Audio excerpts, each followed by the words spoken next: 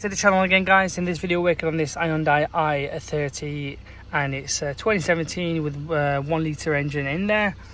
We've got P003600 HO2s heater control circuit bank 1 sensor 2.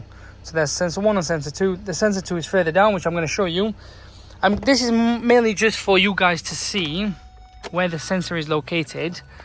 Secondly, it's a DIY job if you ask me, nothing crazy, guys. So sensor 1 is this one. Sensor 2 is the one further down here.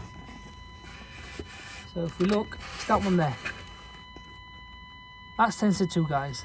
They are known for it to go. So I mean, if it goes faulty, in your case, engine management light on like this car, you don't lose power, maybe bad fueling you get, maybe it's going to be rich in fuel, I don't know, it's going to cause a few things, but nothing in terms of power loss as far as I know.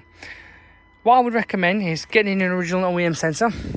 It'll be a case of literally plug and play, nothing else, guys. There's nothing crazy about it. So my recommendation is get original OEM. You can get it from dealer, but it's going to be expensive, or you can get it from Bullseye, Euroclopart. These do sell it as well, and you can get it on eBay as well. Amazon, I'm sure they do sell it, but there is a part number on there. Unfortunately, I don't know what the part number is.